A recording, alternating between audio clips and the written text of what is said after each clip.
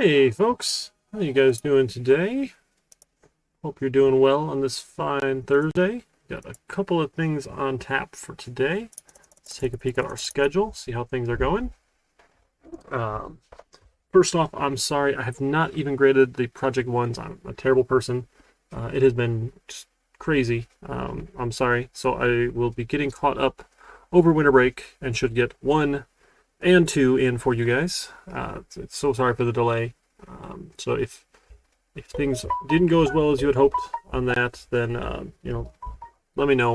We'll have an opportunity for some extra points here as we move towards this third project. So I'll be sure to get that in. So before you get too far into that project and figure out what you need to get done there. So I'll be working on that. And we're going to finish up Chapter 10, Inheritance, tonight. And then next week is winter break. Hooray! We get some time off. We'll do some midterm review on 311, and then I'll leave the exam open for you guys to take. If you want to do it that night, great. If you want to do it, I mean, I can even leave it open into Friday. I'm feeling bad about that now. So maybe I'll open it like on 311, and then it'll be due sometime by 312, but it does have a 2-hour time limit. So I'm working on some sample questions. I've got the format down. We can talk about that. But what my plan for 311 is to go over the answers to the sample questions, if that makes sense.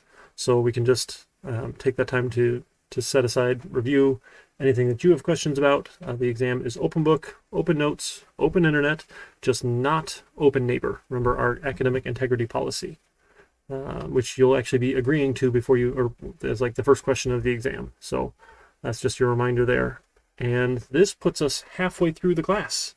So we've got all of this behind us now, or once we finish up Inheritance tonight. We'll do a little bit on exceptions and advanced file I/O in Chapter 11. And then we move into the GUI portion, where we actually have stuff to click on, buttons to interact with, and all sorts of good stuff there, instead of doing everything in the console. And we'll start our final project.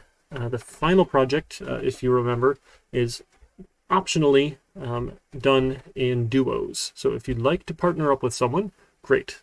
If you don't want to, that's okay. Given our circumstances, I don't want to make anyone work in groups, given how just crazy this has been with remote learning. But if you'd like to, great. Reach out, maybe connect with someone on Discord, or even in D2L. You can communicate there. And then the tentative plan is to have groups or individuals present their projects on 429. So that not over Twitch, probably like some sort of Zoom call where everyone can take turns sharing the screen. And we can see if you can just run your code, take us through the thing you're going to build, maybe answer a question or two from the peanut gallery, and go from there. So the goal was about 5 minutes per project, and we should be able to get through in about 2 hours or so, given our 27 people. I forget how many are enrolled. I have to check again and see. If you can't make it synchronously, given our format has been synchronous if you want, asynchronous if that's what you prefer, I'm open to other alternatives to presentations, but with a strong preference on presenting. So it's definitely a good skill to have, and it's a good thing to practice, at least while you're in school here, before you have to go present your code in front of other people in the industry. So just getting a chance, getting comfortable talking about it, showing it off, doing a little demo, it's a good practice. So there's no points for the presentation part, but it's just a chance to get some of the practice there. I mean, there's no you're not going to get marked down for stuttering or saying a bunch or anything like that. I'm not expecting a polished presentation, but I just want to give you the opportunity. So there'll be some points that yes, you did it, but not yeah, you got marked down because you weren't fantastic at it. That's okay. So don't worry about anything like that. And so I think that's the tentative plan. So we had done some basic Java FX, hopefully in 1500. If you had my 1500 class, we got decently far into it. I was impressed with the final projects and what people turned out. They did pretty well. I don't know what everyone else did for 1500. I heard a rumor around an ice cream shop, where you would have some buttons and checkboxes and radio buttons or whatever it happened to be for building your favorite ice cream and charging someone some money. That is not very interesting. So that definitely went much above and beyond that is what we're going to do for our project, because we can do much better than that and much more interesting stuff. So that's kind of the goal. All right, don't forget, Project 3 is coming up due before you know it on 3/18 at 6 p.m. I know it seems like a long way off, but if you take a week off for break and you take a week off for midterms, that gives you like one other week to do it. So the goal is the midterm will not be super stressful. It's going to be 15 quiz-style questions, which are like short answer, true, false, if false, correct the statement kind of questions, and then 3 coding questions. 1 coding question on classes and unit testing. So I'll say build a class and unit test this, and I'll give you the spec. Another one on text processing, doing stuff with strings, and then another one around the stuff from chapter 10 with inheritance. Okay, just 3. Those are longer answer. The goal is those take no more than half an hour, right? Because if you have a 2-hour time limit, then you can do 3 questions, half an hour each. That should give you plenty of time to answer a long answer style question is the goal. I don't know if you can see me counting. And then 15 of the other questions at about 2 minutes each for those style questions, like true, false, correct the statement, fill the blank, short answer style, should put you at about a 2-hour mark. And ideally, they're not actually half-hour questions, right? You should be able to get them all done in about 15 minutes or so. But I try and always double my estimate for how long I think something's going to take. So I don't know. I go through and I see how long it takes me to do it, and then I triple that, and then I double it again. So I expect it to take maybe 3 times as long for you guys as it takes me to do it, and then I still will double that to give some padding. Estimations in software projects and you know how long it takes someone to do something is hard. It's definitely not a precise science at all. So that's how it's going to go. And you know you can open it up, you can browse through all the questions. So like pick the ones you do first, and then leave the hard ones for last, and just get as much of the hard one as you can done. But like don't spend an hour and a half on one of the hard questions and not get anything else done. Right? Go through and get your easy points first, and that sort of thing. Okay, so that's the tentative schedule. We'll finish up chapter 10 tonight, and we can go from there. Any thoughts, questions, concerns? Let me know.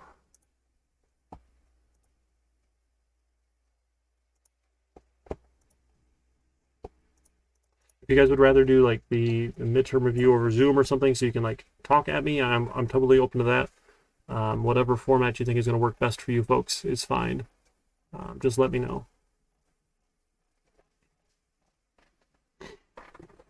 So other than that, I hope you brought your coffee. Cheers. All right. So with chapter 10, let's do a quick recap of what we did last week, just to get back up to speed here.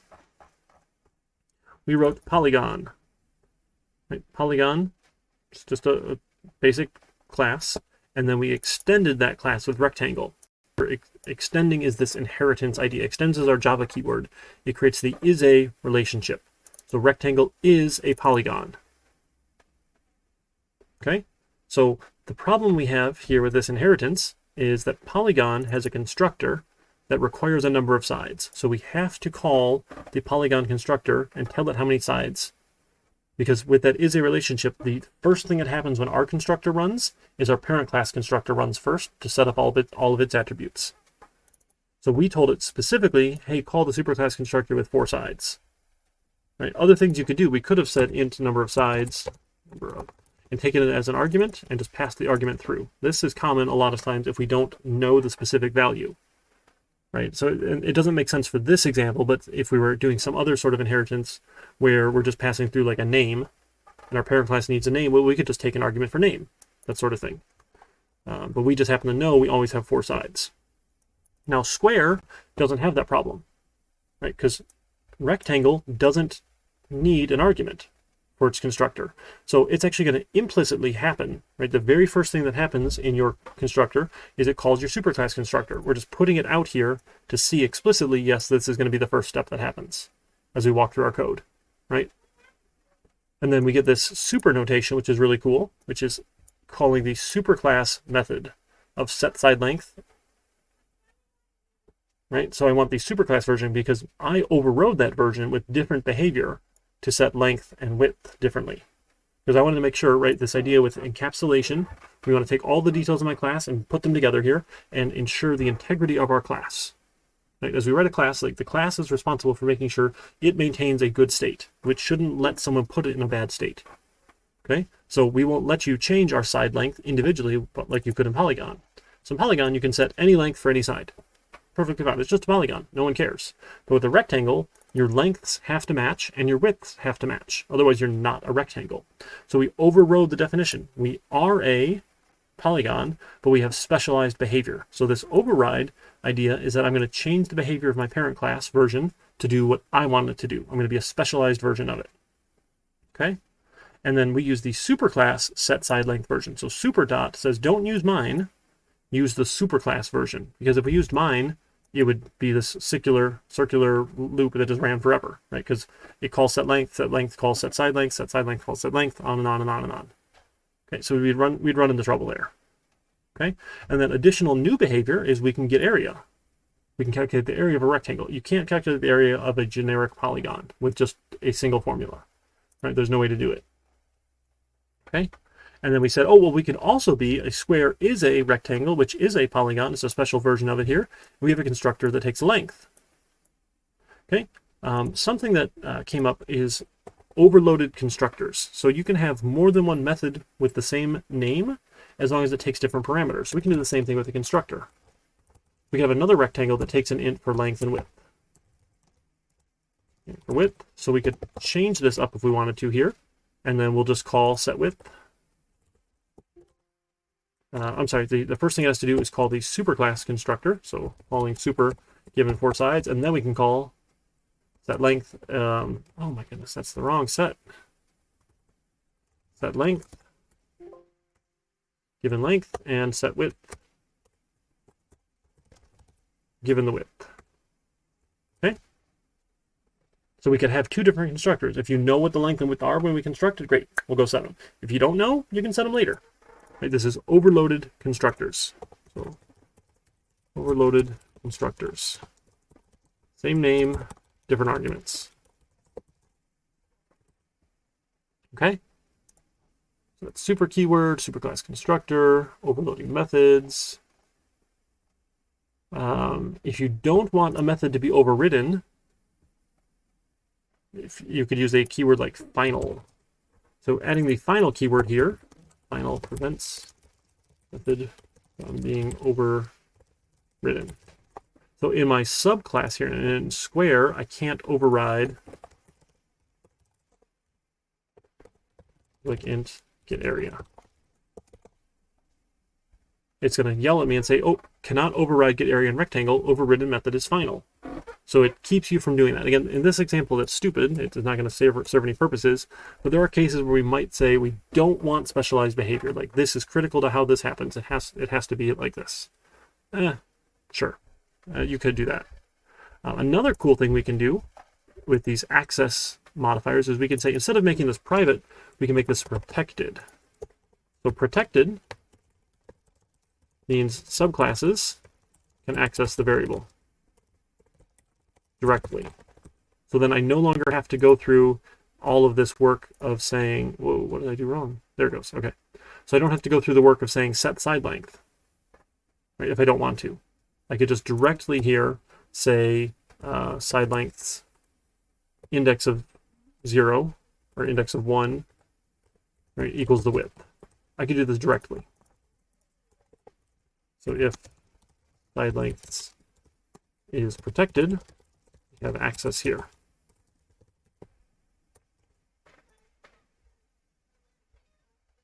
Array required. Oh, I'm sorry. Dot set 1 width. Okay. Sorry, it's an array list, not an array. My mistake. Nope. Set. There we go. We'll set it here. We have access. Again, just depends on how you want to design it. If you want to make it accessible to your subclasses, great. If you don't want to, you don't have to. They'll just have to work with the public methods. So it depends on what they need access to with those ones there. Okay, so we have protected.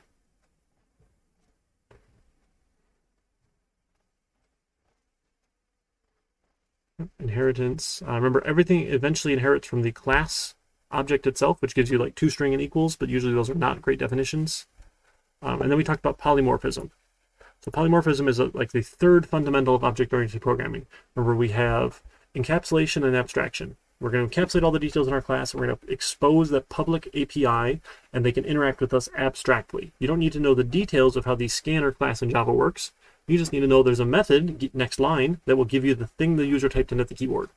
We don't have to solve that problem, right? So in the abstract way we interact with it is through its public methods. So we do that. We take all the things that our class does, bundle it up together, hide our private attributes, expose things with public methods, and then we give them that API to use, which is the public methods they can interact with. So that's one. A second fundamental of object-oriented programming is inheritance. Right? So we're doing this inheritance thing right now, right? We can have a class extend another class. The third fundamental is polymorphism. Now, polymorphism means that I can treat classes as their parent type. So I can have an array list of polygons, and I can add a regular shape, I can add a rectangle, or I could add a square. And I could still call their methods set side length. Now what I can't do is I can't call these special versions. Because I said they're all polygons, I can't call get area. Remember, if I do like a shapes_of2.get something, there is no get area, because all I know is that it's a polygon.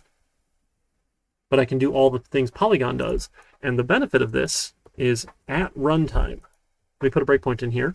So let's try the rectangle set side length. At runtime, Java is going to say, oh, this class that you're trying to access here, while yes, it is a polygon, it's more specifically a rectangle, and it will do the correct rectangle operation, which is so cool. So that's the magic of polymorphism. We can treat things as their parent class type, but we still get the specialized behavior. So if I step into, I'm not going to step into polygon set side length, I'm going to step into rectangle set side length. Right? Because it is overriding the version in polygon, and Java knows, oh, you actually are a rectangle, even though we're treating you like a polygon. Which is pretty cool. And the same thing will happen for square. We step into, now we're going to get the square version of set side length. Oops, I clicked out instead of in. It's over. But I think we saw that last time. Right, we'll get the actual side length. Okay? So that's what we get to do with polymorphism. We can treat our child classes as if they were the parent type. Again, you'll lose that specialized behavior. Or you'll lose the new additional behavior, but you'll still get the overridden behavior, which is fun. Okay? So that's polymorphism. So that was about as far as we got with chapter 10. They call that dynamic binding. So at runtime, it will figure out the correct version to use.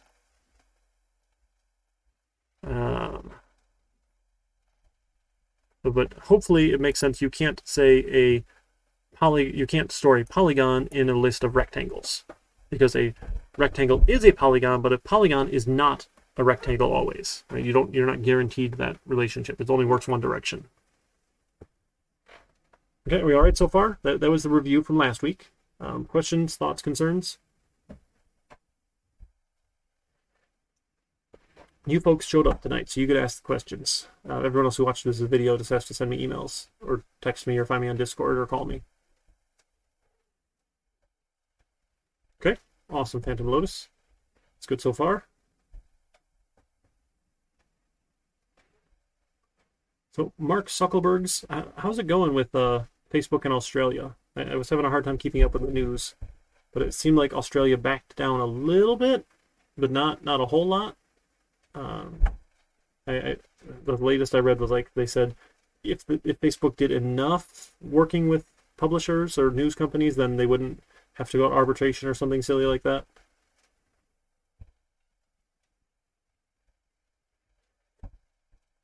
Or maybe you don't actually follow it and you're just making fun of Mark Zuckerberg. It's complicated. Yeah. That makes sense. That is a lot of fun. Okay. Cool. You know, I think the best outcome of this is that Australian news companies just build their own version of Facebook, and then we get like 7 different Facebooks to log into and use, one for each news organization. I'm sure that is like the best possible outcome of this. Because who wouldn't love a social news platform run by the news companies, right? It's got to be good.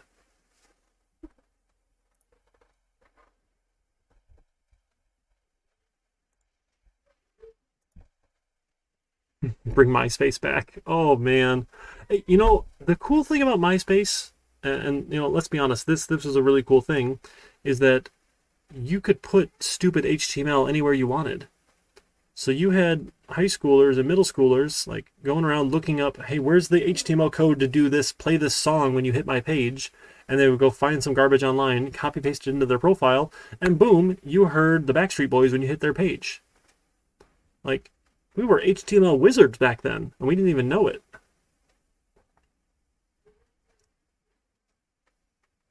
Right? I mean, it was amazing. It's like, before they realized it was probably a bad idea to let people put HTML anywhere they wanted. Yeah, you've got to sanitize that stuff, but, you know, cool. And then the drama with you not being in the top 8 friends of somebody anymore, when they bumped you out of their top 8, you had to go take them out of your, when you got bumped out of their top 8, you had to take them out of your top 8 and replace them with obviously the kid that no one really liked, because that would show them that you were so offended, and it was horrible. Like, I mean, social media just makes mean middle school and high schoolers even meaner. Anyway, we're talking about inheritance here in Java, not being a bully in middle school and high school on technology platforms. Oh man, I get this like viewer count that shows up at the top of the stream preview, and we just lost a couple viewers talking about MySpace. There goes all the lurkers who didn't have to be here for class. Okay. So we're going to talk about an abstract class next. And abstract classes are cool in that the idea of an abstract class is we have some definition of what our class does, but we don't define everything. So I'm going to have a class here for animal. And we're going to say animal has some attributes. So any given animal, then we'll have, say, maybe a private string for name. Oops, name, and a private string for, I don't know, color. Sure, why not? And then we'll have a constructor, animal, that takes a string for name and a string for color.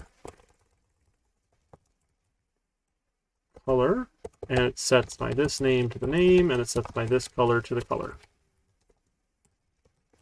Okay, and then we're going to add some get methods here.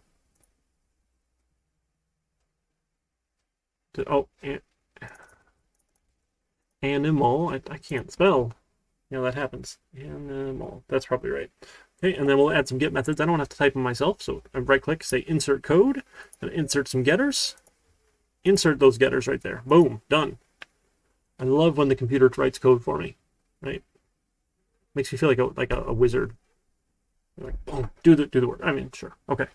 There's hopes in the future of like AI writing code. It's just not quite there yet. And if it does get there, it's going to need a lot of design work, which is still the you know, how do I take a problem and break it down step by step and design the pieces here. So I don't think it's going to get rid of software engineering jobs at all. I don't think that's the goal, at least. So okay, so we got these methods, but then let's also say now for any given animal, let's say this is an abstract class.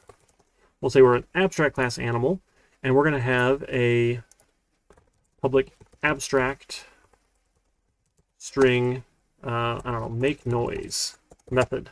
Oh, sorry, there's no curly braces in an abstract method. So what this does is it says, hey, anybody who inherits from me must have a method named make noise that returns a string. I don't know what string it is. I don't know how they make their noise. That's all fine. When you inherit from animal, you're telling Java you will have this method make noise and it will return a string. Otherwise, you're not allowed to inherit from animal. So this is an abstract class. We have some definition, we have some shared attributes, but then we can have specific implementations of make noise here. And we're saying we don't even know what a default is. I don't know. There's no generic animal noise. Right? Every animal makes a different noise, so we don't even want it to have a generic one. So now what I can do, I can make a new class here, and let's call this maybe dog. Okay, and we'll say dog extends animal.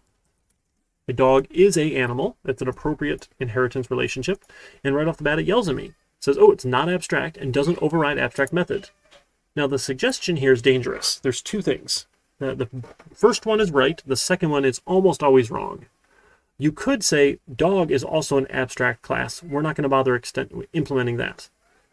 That's most of the time not what we want to do. We actually want to implement the abstract method and say, oh, sure, I want to have a make noise method. Okay, good. We will do that thing. Okay, but then the other thing we need now it's still giving us a red line, is that the constructor animal in class animal cannot be applied to the given types. It requires string. It found no arguments. Remember, by default, we're going to try and call the no argument constructor of our parent class. But animal doesn't have one. Animal only has a constructor that takes a color and a name. So we have to have a constructor that will call that. So we'll have a public dog. And again, I don't know what the color and name are. So I'm going to take those as arguments here. And I'm also going to take a double for, say, weight. And I'll have a private double for weight. Those dogs have weights, right? So the first thing we do is we call our superclass constructor and we just give it the name and color. This is that idea I mentioned with like rectangle. We know we have 4 sides. I can just tell polygon I have 4 sides. For animal, I don't know what the dog's name and color are, but if you give them to me, I'll give them to animal, and animal can save them. Okay? And then I'll set my this weight to the weight you gave me. GHT to the weight you gave me. Okay. So weight equals weight.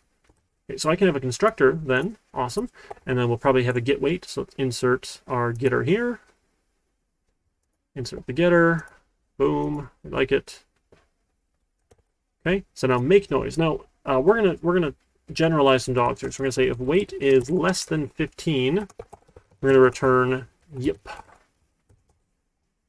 Otherwise, right, there's really no else here, because if we returned, we're done. The code stopped. If this was not true, well, sure, we can just return woof.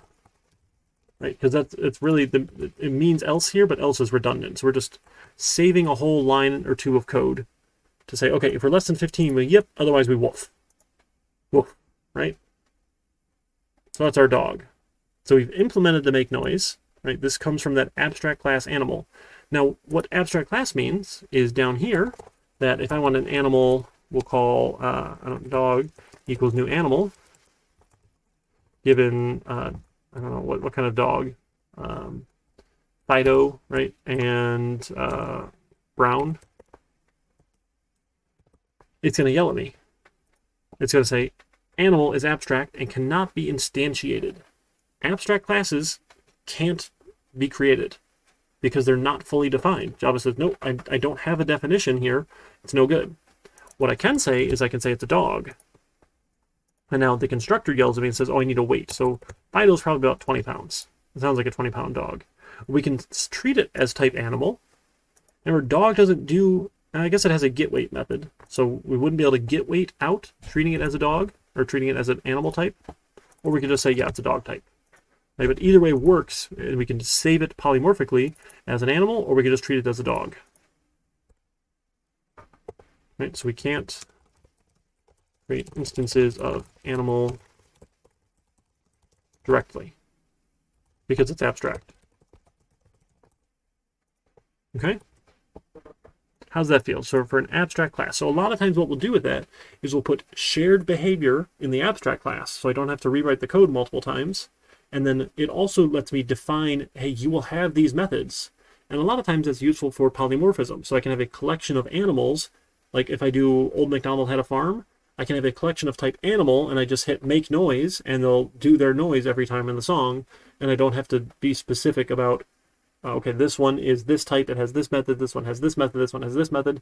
Right? I know they all have the make noise method because they're all animals. They all fit into that collection. Everyone knows Old MacDonald. I mean, my little guy's a toddler, so we sing songs all the time. But I was having trouble doing the alphabet song with him for some reason. I was singing the alphabet song, and I could only remember 25 letters. I don't know why. There you go. That was a free one. You don't even have to use your channel points. Let's just watch that viewer count drop as I tell more terrible dad jokes. I mean, I want you to have the in-person experience. And I tell dad jokes all the time in person in class. So I do miss hearing all the groans from the terrible jokes. But thanks. Thanks, Mark.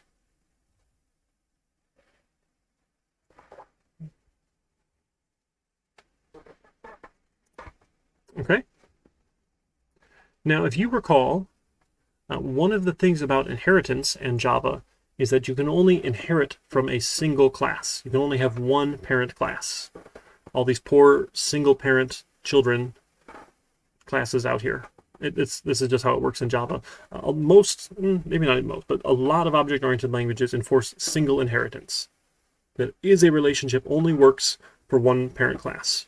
Now you can have a parent class that has a parent class that has a parent class that has a parent class, like square's parent is rectangle, rectangle's parent is polygon, polygon's parent is object. Sure, we could go as far along as we want with that inheritance chain, if we wanted to. But the other thing we get to do, and we actually did this for our card class, is we implemented something called an interface. Now, an interface is really cool. They work a little bit differently. So let's add an interface. Here we'll call this movable, maybe. So it's no longer a class, it's just an interface. So we say public interface movable, and by default, everything in interface is public, so we don't even need the public modifier. We just give it a method name. So we'll say, I don't know, string walk and string run. So if you implement the movable interface, it means you will have a method for walk and a method for run. And what's cool about interfaces is you can implement as many interfaces as you want. So I can implement the movable interface in dog. And right off the bat, it's going to yell at me and say, oh, we didn't implement the abstract classes. So right here, get the red line. I want to say, yes, I want to implement the abstract methods. And we get, okay, well, here's walk and here's run. Okay, great. So walk. So we're going to return the dog. Maybe we'll say get name, right? Because we'll find out what the name is. Get name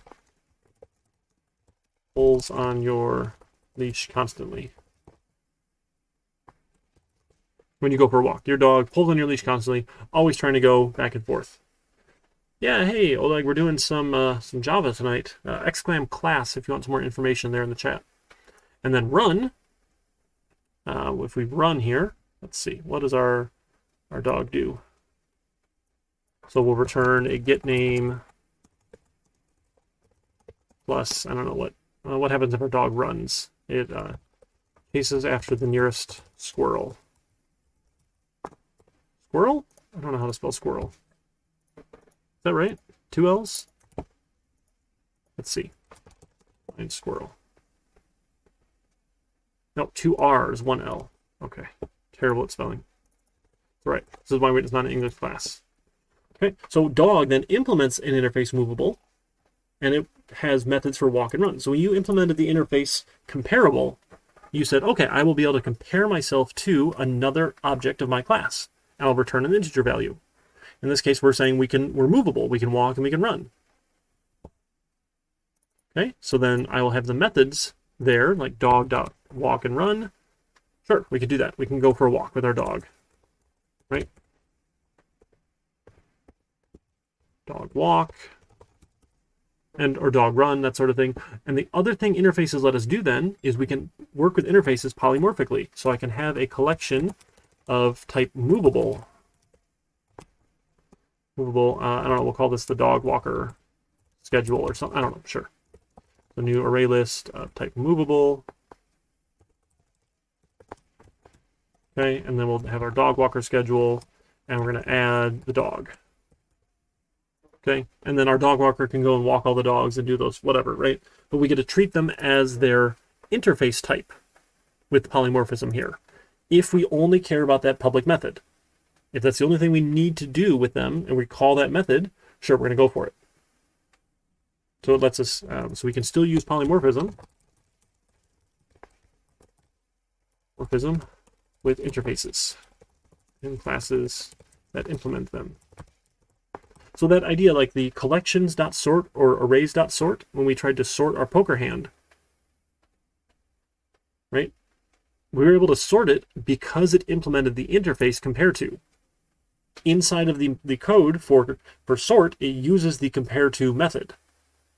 Remember, it failed if we didn't implement compare to. Like if we just tried to sort it, it would throw that exception that we don't implement it. We aren't the type compare to. So we use interfaces a lot throughout the Java API. which is cool, especially in data structures. If you take the data structures class, we do this all the time. They're really fun. Okay. Oh, and the summer schedule is out. I should advertise this here. So they just released the summer schedule. I don't think you can register yet, but we put the schedule out there so that you can go and take a peek at it here. Let me see, search here. So we look up all CIS classes here. Now I'm just looking up at the ones here at Orchard Ridge because that's my campus. We have our schedule out. So if you are going to take any other classes over the summer, data structures, Wednesday night, I'll be teaching this one, the 2454 Web System Development, PHP and Java. I'll be teaching that one. You guys are already in 2151, but I'll be doing that one as well. I'll be having a fun summer, I think, is the plan. But we're all remote. So do take a peek, see what's out there if you're interested in taking some summer classes. We do have the schedule out there now. So I should advertise that. Yeah, well, I guess you guys are in the Auburn Hills section, so I guess we could look at the Auburn classes too, but the whole schedule's out there for you to take a look at if you're interested. Okay, so that's an interface here. So remember, we implement interface, we extend classes, abstract or not. And you can implement as many interfaces as you want. Right? You can have as many here as you want, doesn't matter. Okay. Interfaces essentially can only have methods definitions, but you can technically have some fields that are final and static, if you want. Sure. If like you need to have some sort of value that belongs to the interface, you can have a final static value of it. That's okay. Yeah, other than that, you can't have any. So like an abstract class like animal can have attributes, instance attributes. You can't have instance attributes with interfaces, only static level, class level attributes. You can have methods fully defined in abstract classes. You can't do that with interfaces. You can do a weird thing with an interface is have a default method and say, okay, this is what it is if it's not defined. I'm not fond of that. I think that's a little bit weird, but the idea there is that if you have an interface and people are already using it, you can add a new method to that interface and give it a default definition so you don't have to change everything else. Oh, and by the way, I forgot. I did download all of Mr. Gaddis's source code examples because I don't remember if you guys had them or not. I think I deleted them already off my desktop, but I put them over in this class. Let me put them in there for you guys. So I just zipped them all up in case you want any of his code examples. You don't have to type it all yourself. You can just take a peek at it. Let me download the zip real quick. I'll put it up for you guys.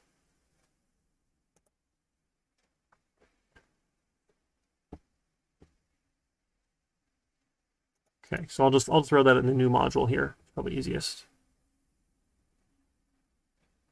So this is code examples. Okay, and grab that and throw it in here.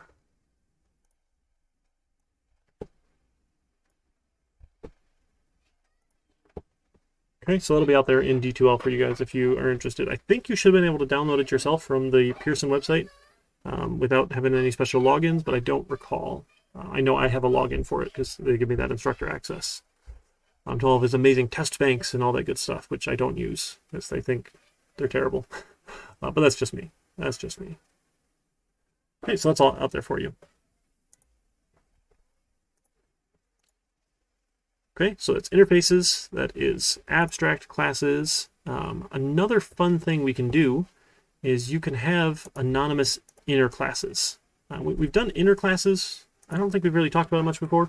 Remember, the general rule of thumb is one class per file in Java, but really the rule is one public class per file. So if I want, I could write my own class down here, like, I don't know, some math.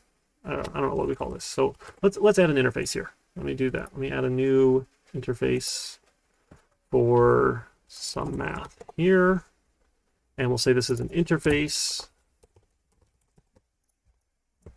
Okay, and interface will have a, it's going to return an int. We'll call this fun with numbers. It takes an int A and an int B. I don't know. And we don't define what it is. We get to implement that in whatever class we want here. So I'm going to write a class here for, we'll call this addition, that implements math, or some math. Addition, that's probably spelled wrong, but that's okay. Okay, and then if it says, oh, it doesn't implement it, sure, let's implement the abstract method. And we'll say, okay, here, what do we want to do with A and B? If we're addition, we're going to say return A plus B. I know it's a lot of work. This is just a very contrived example, but we'll say, okay, here's how I would write an implementation of some math that just adds the two together. Okay, and then I can go add those together. If I want here, I can say addition, add equals new addition,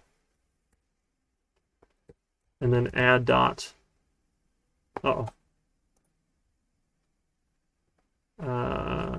non-static variable. Oh, geez, that's fine.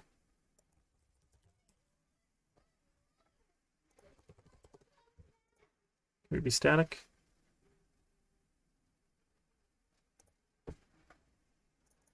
It's fine. It's fine. Addition equals new addition.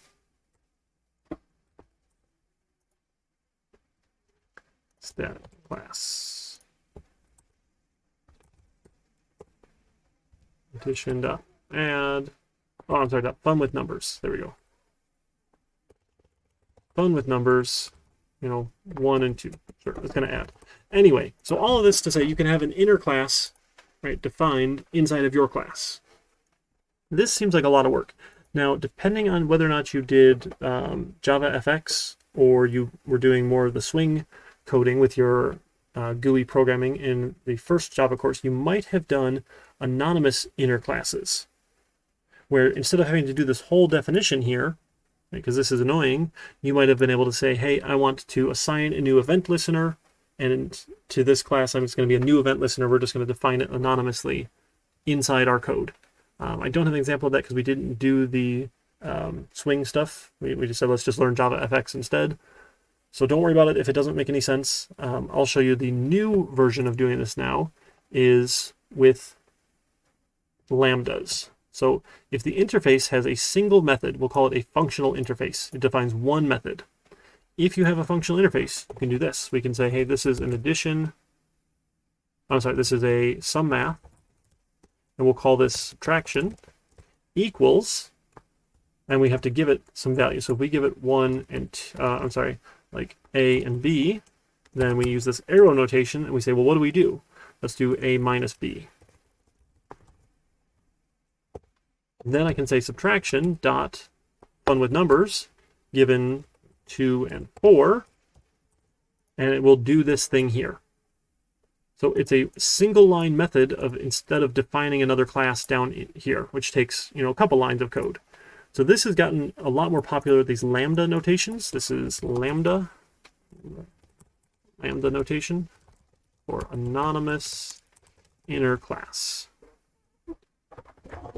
Okay, that's the anonymous inner class. So I think we could also do another one if we wanted. We could say sum math multiplication equals a new sum math. I think we could do it this way.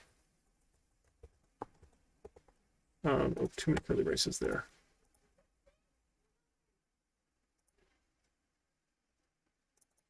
Oh no, it doesn't let us do that. What do we have to do? I forget. There's another way to do it, but it's we do it with lambdas now, and it's so much easier than typing 3 lines of code. You can do it in 1 line of code. So your parameters go here, and then what you do with them goes over on this side. So Mr. Gaddis has some good examples of using lambdas as well. We can take a look at, but that only works for functional interfaces that have a single method. If you have more than one method, we can't do this with our movable. So I can't say movable. I don't know, what do we want to implement this as? Let's say cat equals, and it doesn't take any arguments. We give it no parameters, right? And it's going to yell at us and say, I don't know, let's return meow. Cat meows at you when you go for a walk. Yeah, now it's yelling. There's the red line. It says, not a functional interface. Multiple abstract methods found in interface movable. So you can't do this with interfaces with more than one method. Okay, we can't do that.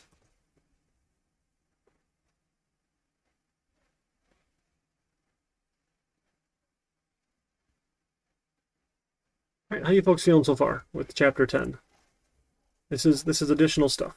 Posture check. Thank you, Mark. I keep slouching back, don't I? I'll grab my little backboard here. All right, so let's take a look here at our class project. So the next assignment, assignment 3, our little kart racing game here.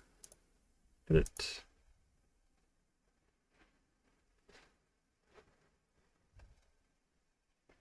We had said abstract base class for kart. So it's available immediately, sticks, in Twitch as a VOD.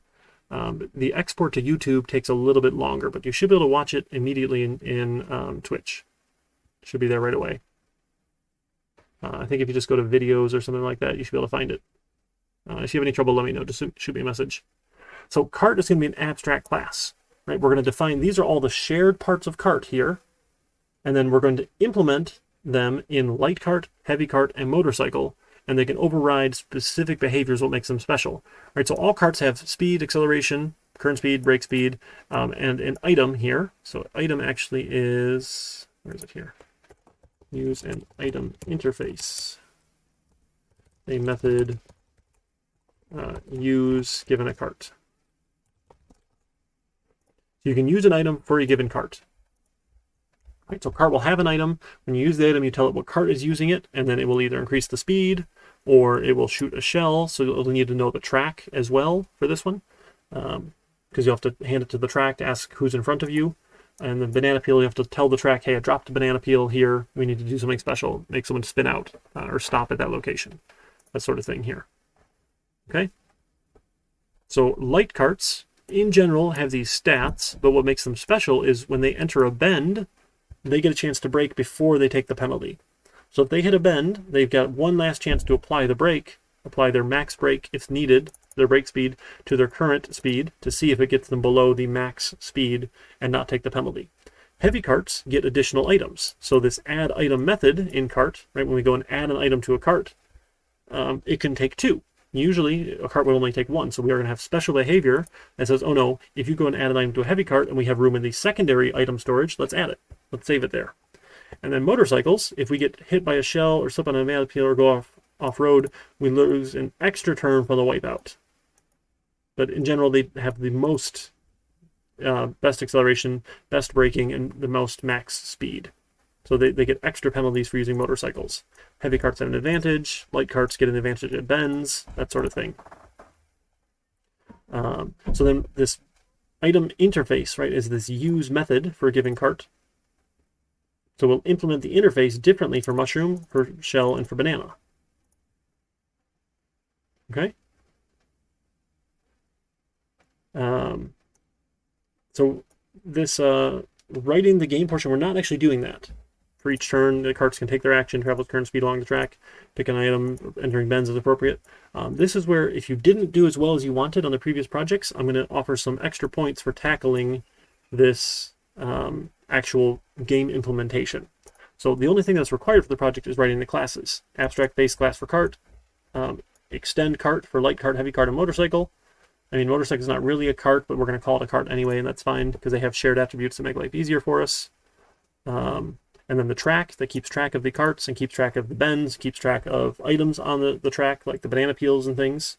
We need to be able to give a distance to the next bend, max speed, those sorts of things. And then the items. So it's not a lot to just write the classes, because writing the game part is a little bit trickier to figure out the loop of keeping all these things moving and whatnot, and figure out who wins or whatever we want to do. But it is coming up due. Where's the due date for this? Oh, there it is, on 3/18. So because we have break and because we have midterm, there's not tons of time to be working on this.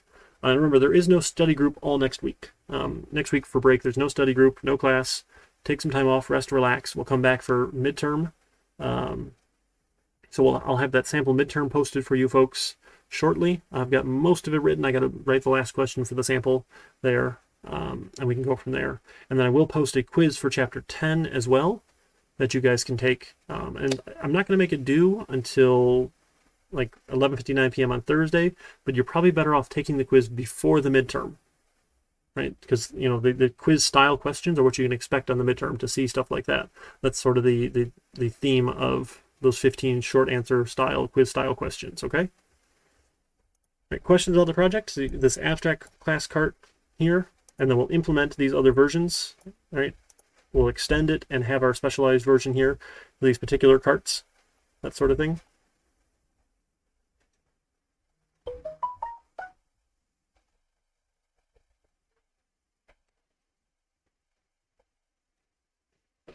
How's that feel? Okay, cool. I think actually we might have an opportunity here to actually enforce these here. Let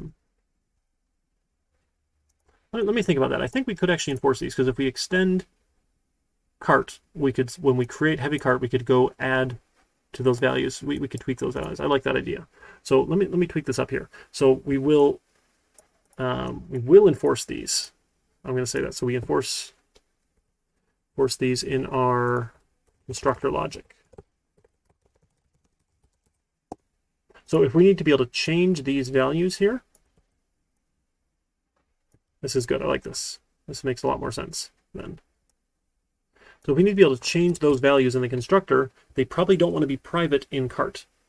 So if we need to be able to change max speed, acceleration, current speed, brake speed, those sorts of things, we need to have access to them, so they should probably be protected, right? Probably protected. Those subclasses have access. Because we don't want everyone to have access. We probably don't want to have a method like public set speed. Because then anybody who has an instance of cart can go say, oh, I want the speed to be 1,000. That's probably not what we want. We want to be able to set it with the constructor, but then have our subclasses go and modify those. Okay, so let the superclass constructor run, and then tweak them here in our subclasses.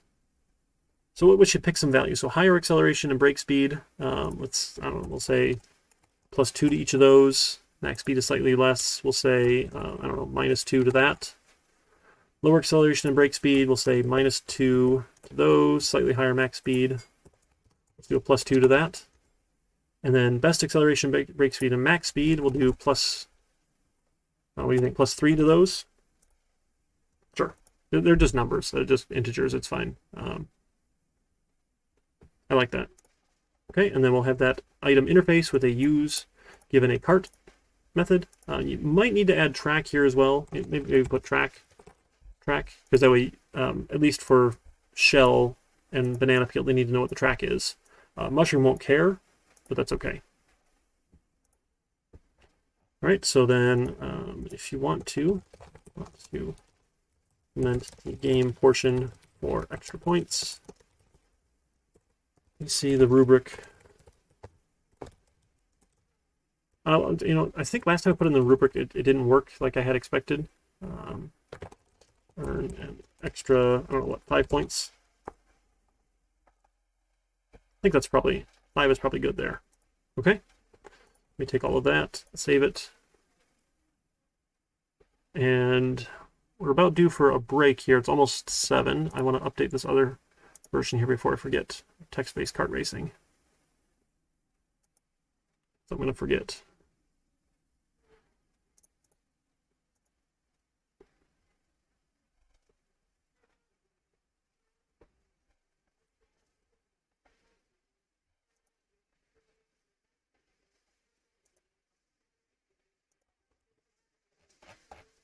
Okay.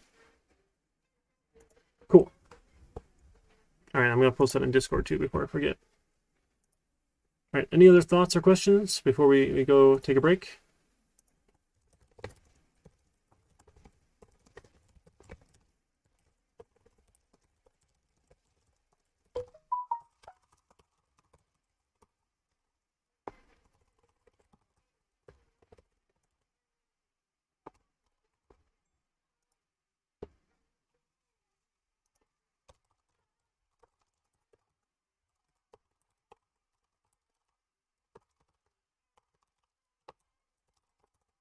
I can't spell reference.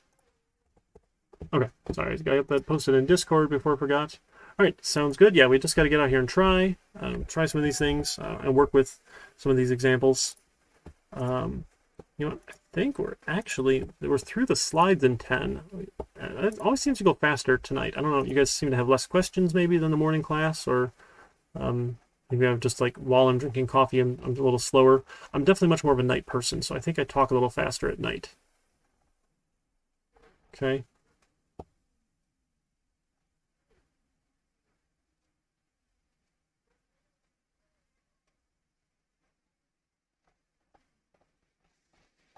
Yeah, I think we got through everything here. Huh? So we might be able to just call tonight and get started working on that, the next project. Yeah, you guys are awesome. Let me push that all out to GitHub here.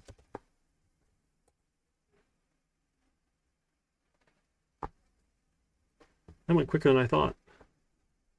I don't know why it took 2 hours this morning. 51. Evening version.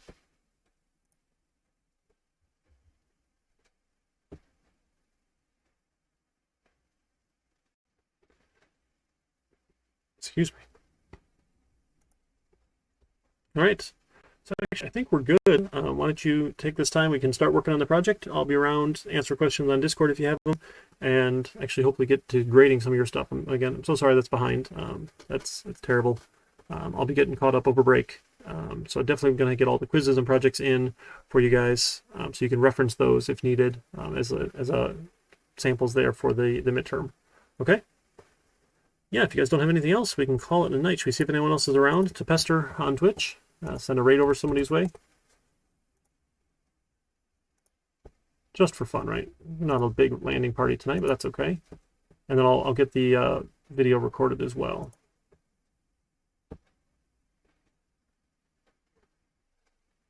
Let's see. You guys want to check out chess?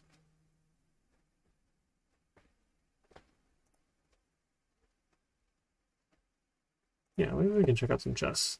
That might be fun.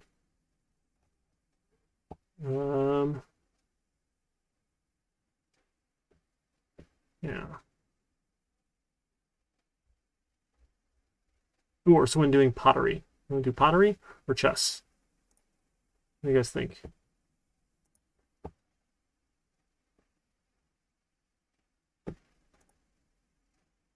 Someone said sure for chess. We'll do that. So let's head over there to St. Louis Chess Club. Oh, pottery? Okay, you guys voted for pottery? You got it. We'll go to pottery instead. This is a friend of the Knowledge Fellowship. All right, I'll see you over there. You guys take care. Reach out. Please let me know if things aren't making sense, how I can help. I'm here to answer questions and do what I can to get you, get everything complete. All right, you take care. Have a great night. Have a good week.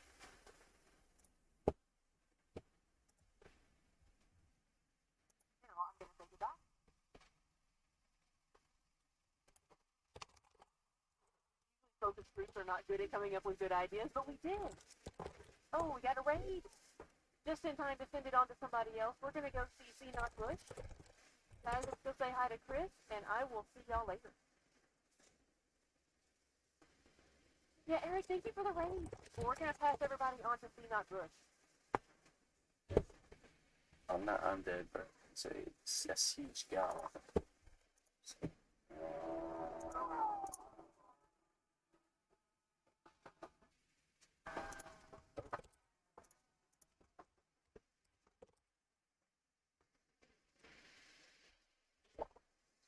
Well, hello.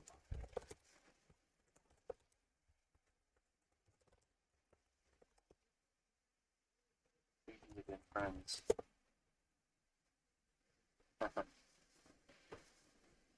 Chris and Stereo.